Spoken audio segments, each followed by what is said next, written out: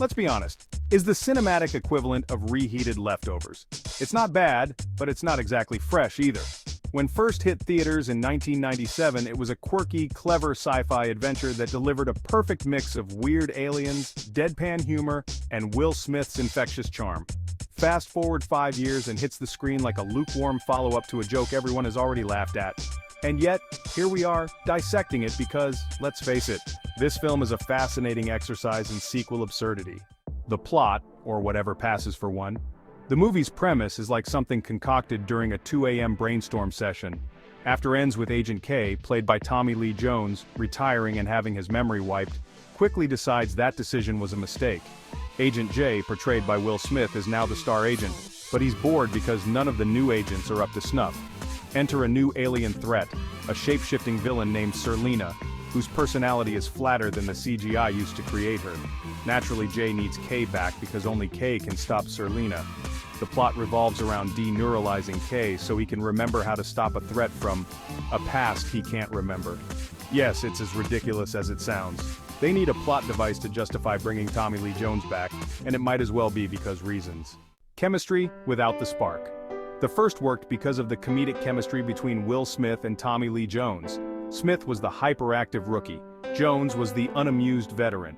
But now, the roles are reversed.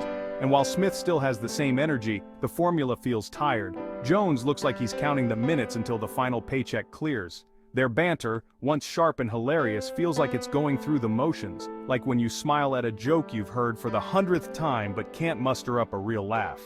The alien factor, cuter, not weirder. Remember the bizarre, quirky aliens from the first film? They were imaginative, creepy, and sometimes genuinely gross in a fun way. Seems to have forgotten this entirely, opting instead to make the aliens cute and marketable. The worm guys, who were once background characters, are now front and center with far too much screen time. They went from being oddball office weirdos to somehow becoming critical to the plot. There's a talking dog, Frank, who's also promoted to sidekick. And while he's cute in a what am I watching sort of way, he doesn't contribute much beyond obvious comic relief. Even Serlina, the main villain, shapeshifts into a lingerie model because apparently nothing says dangerous alien threat like objectifying your antagonist. Her actual alien form? A mess of tentacles that's more funny than menacing. By the time she transforms into her true form, the audience is already wondering what kind of stakes we're actually dealing with here. Spoiler, there are none. Recycled gags, but not in a good way. This film thrives on callbacks and recycled gags from the original, but here's the catch. They're not funny the second time around. Remember the neuralizer, the device that erases people's memories? It's back, and now it's a tired gimmick. In fact, the whole movie seems obsessed with trying to remind us of what made the first movie great, without actually putting in the effort to create new and interesting material. It's like being at a party where someone keeps telling the same joke over and over, hoping you'll eventually laugh again. You won't. The final act, chaotic, but who cares?